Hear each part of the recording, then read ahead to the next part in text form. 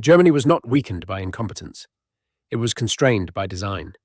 For decades, industrial strength was built on precision, scale, and uninterrupted energy flows. Factories optimized, supply chains stretched, margins narrowed, and dependency quietly deepened. The system rewarded efficiency, not resilience. When external pressures reshaped energy access, the architecture that once amplified output began to restrict motion. This was not a sudden collapse, but a slow tightening. Power remained visible, yet flexibility vanished. What appears as decline is better understood as entrapment. Where industrial mastery survives inside boundaries it did not fully control. The pattern repeats before recognition arrives again. Germany's post-war economic system was engineered around a single organizing assumption. That energy would remain abundant, predictable, and externalized. Industrial competitiveness did not depend on domestic resource control, but on the ability to convert imported inputs into high-value output with extreme efficiency. This model rewarded specialization, long production cycles, and dense industrial clustering. Energy was treated not as a strategic variable, but as a stable utility embedded quietly beneath everything else. Over time, this assumption inverted. The more efficient the system became, the less tolerant it grew of disruption. Heavy industry, chemical production, automotive manufacturing, and advanced machinery all synchronized their operations around uninterrupted energy flows.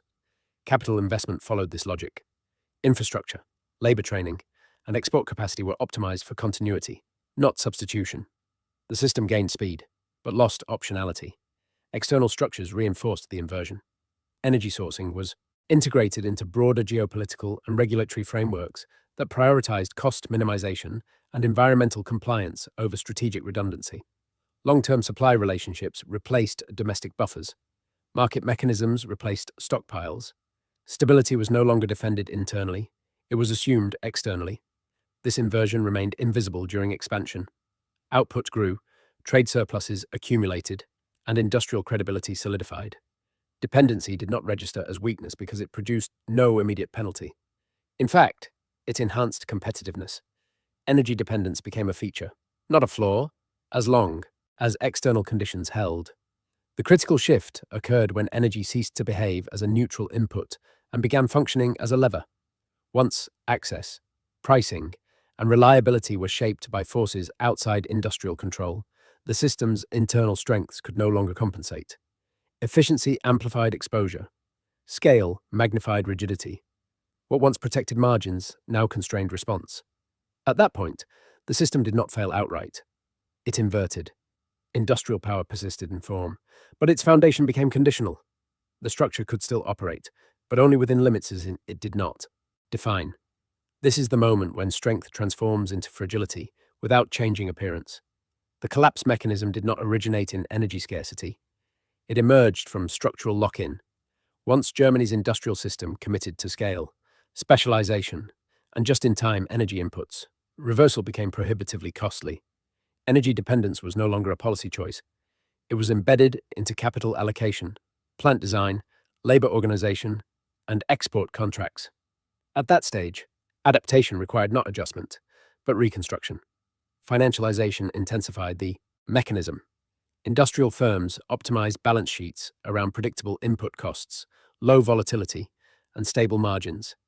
Energy price stability was implicitly capitalized into valuations, debt structures, and long-term planning. When volatility entered the system, it did not merely raise costs. It destabilized expectations embedded in financing. Hedging instruments, supply contracts, and regulatory offsets absorbed short shocks, but not structural repricing. Risk that had been assumed absent suddenly reappeared everywhere at once. The energy market itself ceased to function as a market. Pricing detached from production logic and began reflecting geopolitical constraints, regulatory intervention, and strategic scarcity. Under these conditions, substitution was not immediate. Industrial processes calibrated for specific energy inputs could not pivot without efficiency loss, downtime, or capital write-offs. The system faced a paradox: reduce output to preserve margins, or maintain output at negative economics to preserve market position. Both choices weakened long-term viability. Labor and infrastructure amplified the rigidity. Skilled workforces were concentrated in energy-intensive sectors tied to fixed location. Time Yital 0.5's grid design favored centralized flows rather than rapid diversification. Environmental transition frameworks assumed gradual substitution under stable conditions, not abrupt constraint under pressure. As a result, policy instruments designed for transformation operated too slowly for shock absorption. They optimized the future while the present destabilized. Export dependence completed the mechanism. Germany's industrial surplus relied on global demand, sensitive to price competitiveness. As energy costs rose unevenly across regions, comparative advantage eroded. Foreign buyers did not adjust for structural constraints. They shifted suppliers. Market share loss occurred incrementally, then suddenly, as contracts rolled and alternatives matured. At no point did a single failure trigger collapse. The mechanism functioned through accumulation. Each constraint reinforced the next. Energy volatility stressed margins. Margin stress constrained investment. Investment delay reduced adaptability. Reduced adaptability magnified exposure to the next shock. The system remained operational, but increasingly brittle. This is how industrial power declines without dramatic failure. The machinery still runs. The output still exists. But the system's margin for error disappears. Collapse, in this context, is not cessation. It is loss of control over conditions of operation. Once that threshold is crossed, recovery depends not on efficiency, but on structural reconfiguration. History offers multiple blueprints for this pattern, though they rarely appear identical on the surface. In the late 19th century, the British industrial system faced a similar inversion. Britain's dominance rested on coal, shipping, and manufacturing scale. For decades, energy abundance and imperial access masked structural exposure. Industrial capital clustered tightly around existing inputs. When competitors adopted newer technologies and alternative energy mixes, Britain's advantage did not vanish instantly. It narrowed. Margins compressed. Adaptation proved slow because the system had been optimized for continuity, not transition. The empire did not collapse when coal weakened. It lost flexibility long before decline became visible. A comparable mechanism unfolded in post-war Japan. Industrial expansion relied on imported energy, transformed through extreme efficiency into manufactured exports. For years, the model delivered growth without friction. When energy pricing shifted abruptly, the system did not break immediately. Instead, profitability eroded unevenly. Firms with the highest efficiency suffered first because their margins were thinnest. Adaptation required capital reallocation, relocation, and redesign at a scale that could not be executed quickly. Japan retained industrial capacity, but its growth trajectory flattened as dependency became constraint. The pattern extends further back. The Roman economy depended not only on conquest, but on continuous inflows of grain, metals, and labor from the periphery. As expansion slowed, logistics costs rose, while administrative complexity increased. Rome did not collapse when supply failed outright. It stagnated as dependency exceeded control. The system continued to function, but only by diverting resources from maintenance to preservation. Output persisted, but resilience vanished. In each case, the critical failure was not misjudgment of risk. It was temporal mismatch. Systems optimized for long periods of stability cannot compress adaptation into short windows without incurring structural damage. Germany's case follows this logic precisely. Industrial infrastructure, labor specialization, regulatory alignment, time 0.3s, and export orientation all assumed gradual change under predictable conditions. Energy transition was modeled as linear. External constraint arrived as discontinuous. Another historical parallel emerges in the late Soviet Union. Industrial output remained substantial, even as energy extraction and allocation became increasingly inefficient. The system preserved production volumes by sacrificing quality, investment, and innovation. From the outside, capacity appeared intact. Internally, control eroded. Dependency on centralized inputs amplified fragility. When adjustment became unavoidable, the system lacked the mechanisms to execute it smoothly. These precedents reveal a consistent sequence. First, efficiency gains concentrate around a dominant input. Second, alternative pathways are deprioritized as uncompetitive. Third, dependency deepens until reversal costs exceed tolerance. Fourth, an external shift redefines the input from neutral utility to strategic constraint. Fifth, adaptation lags because the system was never designed for speed of reconfiguration. Decline manifests not as collapse, but as constrained motion. Germany's trajectory aligns with this sequence. Its industrial architecture reflects decades of rational optimization under stable assumptions. The system did exactly what it was designed to do. That design now encounters conditions it did not anticipate.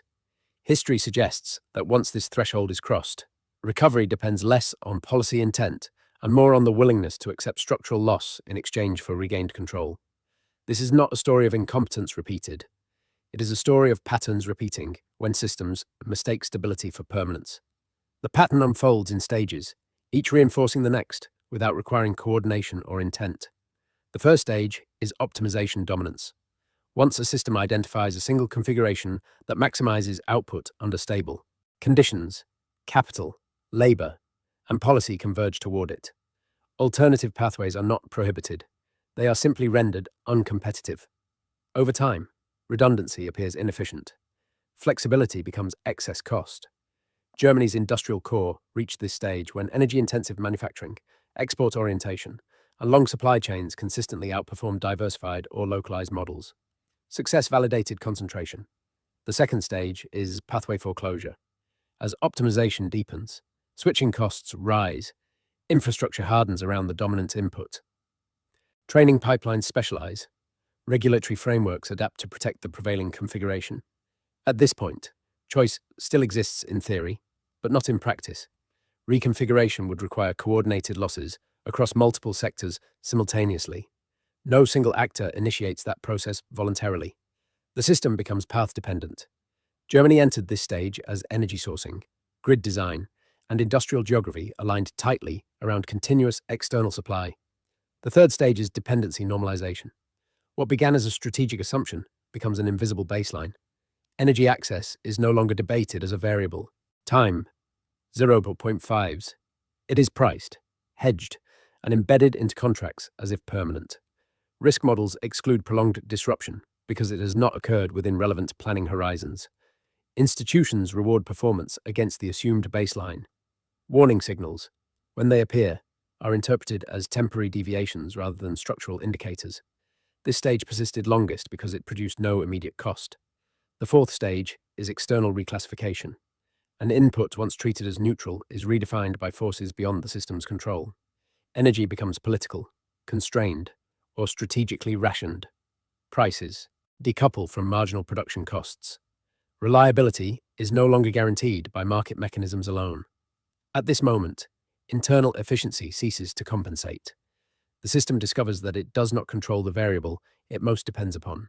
Germany crossed into this stage when energy access began reflecting external alignment rather than industrial demand. The fifth stage is margin compression. Costs rise unevenly, but revenues do not adjust symmetrically. Export markets do not absorb higher prices driven by structural constraint. Firms face a narrowing band between profitability and continuity. High-efficiency producers, once advantaged, are hit hardest because their buffers are minimal. Temporary subsidies or regulatory relief delay adjustment but do not restore competitiveness. Investment decisions freeze as uncertainty replaces predictability. The sixth stage is adaptive paralysis. At this point, all available responses carry negative trade-offs. Shifting production locations erodes domestic capacity. Re-engineering processes requires time and capital that margins no longer support. Accelerating energy transition collides with infrastructure timelines. Maintaining output sacrifices profitability. Reducing output sacrifices market presence. The system oscillates without resolving the constraint. Time, 0.5s, control shifts from internal planning to external reaction. The seventh stage is silent deindustrialization. Capacity does not disappear overnight. It erodes through deferred maintenance, cancelled expansions, workforce attrition, and contract non-renewal. Output remains visible, but growth potential vanishes. Strategic sectors survive on intervention rather than advantage. The economy retains its industrial identity while losing its autonomy. Germany's system enters this phase not through collapse, but through gradual constraint tightening. The final stage is structural acceptance. The system adjusts, expectations downward. Policymakers recalibrate targets. Firms redefine success as survival rather than dominance. What was once considered temporary becomes the new normal. At this point, reversal is possible only through deliberate acceptance of loss, either in scale, specialization, or position within global chains. History shows that systems rarely choose this path early. They arrive there after options have narrowed. This sequence does not require failure of leadership or foresight. It unfolds naturally when systems prioritize efficiency under stable assumptions and underestimate the speed at which external conditions can change. Germany's trajectory follows this pattern with precision. The stages do not guarantee collapse, but they define its shape. What disappears first is not output, but control. The modern alignment of Germany's system reveals why recovery is constrained even when awareness increases. The industrial core remains embedded within a global framework that rewards coordination over autonomy. Energy markets, regulatory regimes, and supply chains are no longer national instruments. They are networked systems governed by multilateral rules, cross-border dependencies, and political signaling. This alignment reduces volatility under normal condition. Time, it's 0.3s, but it also disperses control when stress appears. Germany operates inside a lattice where influence is shared, but responsibility is localized. Energy transition policies exemplify this alignment. Decarbonization frameworks were designed to function alongside stable baseload inputs, predictable pricing corridors, and incremental substitution. They assume time. They assume coordination. They assume that industrial systems can absorb transitional inefficiencies without threatening continuity. When external constraints compress timelines, these assumptions invert. Transition mechanisms begin competing with survival mechanisms. Capital intended for transformation is redirected towards stabilization. Long-term planning yields to short-term containment. Financial alignment reinforces the constraint. Germany's industrial champions are deeply integrated into global capital markets.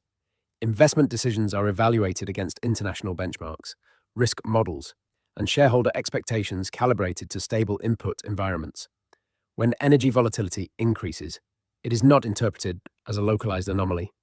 It is priced as structural uncertainty. Financing costs rise. Expansion is delayed. Projects that depend on predictable operating margins become unviable. The system does not lack capital. It lacks confidence in the conditions required to deploy it. Trade alignment further limits adjustment. Export competitiveness depends not only on absolute efficiency, but on relative cost positioning across regions. When energy prices diverge structurally, comparative advantage shifts even if productivity remains high. Trade agreements do not compensate for input asymmetry. Buyers optimize for price and reliability, not for historical partnership.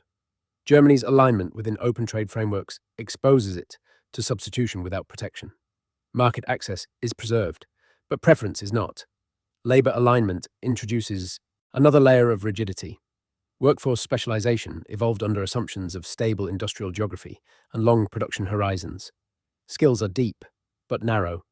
Mobility exists, but retraining at scale is slow. When industries contract or relocate, labor cannot redeploy without loss of productivity or social friction. The system protects employment through support mechanisms, but protection delays reallocation. Stability is maintained at the cost of adaptation speed. Policy alignment constrains response options.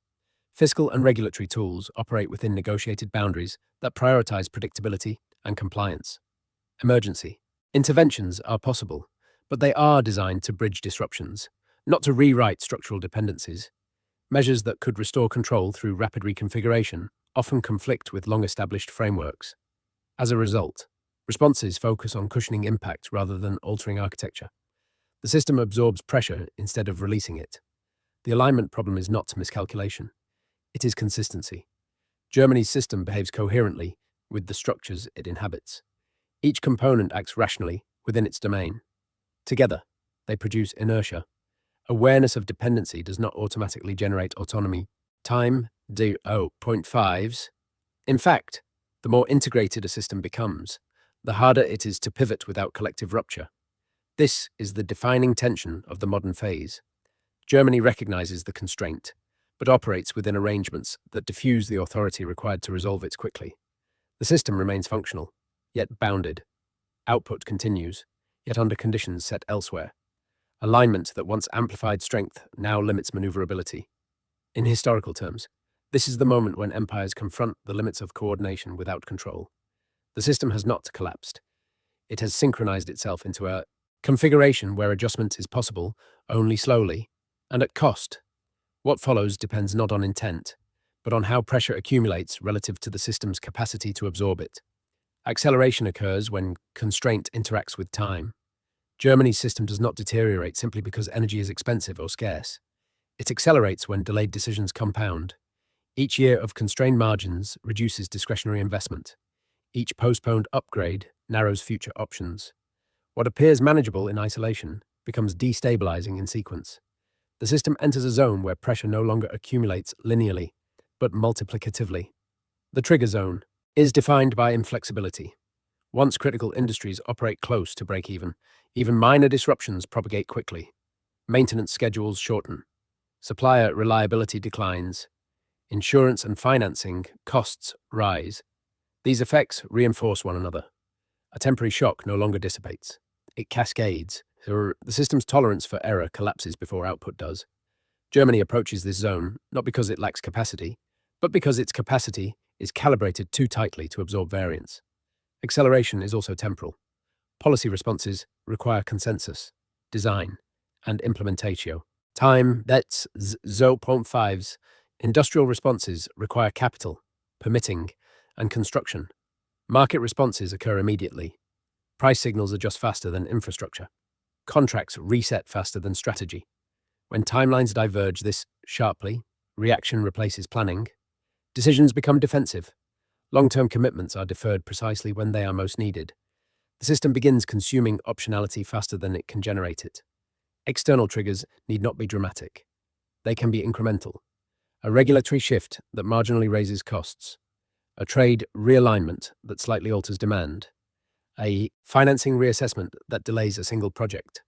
In isolation, these events are absorbable. Within the trigger zone, they interact. Margins compress further. Confidence erodes.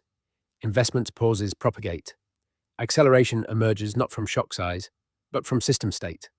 At this stage, intervention faces diminishing returns. Subsidies preserve operations but distort signals. Price caps delay adjustment but transfer stress elsewhere. Strategic reserves buy time but do not restore control. Each measure reduces immediate strain while increasing future rigidity. The system remains active, but increasingly reactive. Germany's industrial core continues to function, yet its trajectory becomes path-constrained. The defining feature of the trigger zone is irreversibility. Once key decisions are deferred beyond certain thresholds, recovery requires accepting losses rather than avoiding them. Capacity exits quietly. Supply chains reconfigure elsewhere. Skills disperse. These changes do not announce themselves as crisis. They appear as rational responses to uncertainty. Acceleration completes when adaptation becomes more costly than withdrawal. This is not the end of the system. It is the point where outcomes become shaped by momentum rather than choice. Germany enters this phase not through collapse, but through compression of time and options. When acceleration takes hold, stability no longer signals safety. It signals proximity to transition. The consequences of this pattern do not distribute evenly. They concentrate where dependence meets exposure. Energy-intensive industries bear the first losses, not because they are inefficient, but because they are most tightly coupled to the constrained input. Chemical production, heavy manufacturing, and advanced materials absorb cost increases that cannot be passed through without sacrificing market position. These sectors do not disappear immediately. They contract selectively. Capacity utilization declines. Investment horizons shorten. Strategic decisions shift from expansion to preservation. Downstream effects follow. Supplier networks thin as anchor firms delay orders or renegotiate terms. Smaller producers lack the balance sheet resilience to absorb prolonged uncertainty. They exit quietly or consolidate under less favorable conditions. Regional economies built around dense industrial clusters experience gradual erosion rather than shock. Employment is protected in the short term through support mechanisms, but opportunity drains as new projects fail to materialize. The system maintains social stability while hollowing future potential. Exposure extends beyond industry. Fiscal capacity is tested as intervention replaces advantage. Public resources compensate for structural cost asymmetry rather than financing growth. This trade-off is sustainable for a time, but it alters the role of the state from enabler to stabilizer. Once that shift occurs, policy flexibility narrows. Each commitment reduces room for the next response. The burden accumulates invisibly. Internationally, perception adjusts faster than reality. Germany remains a major economy, but expectations recalibrate.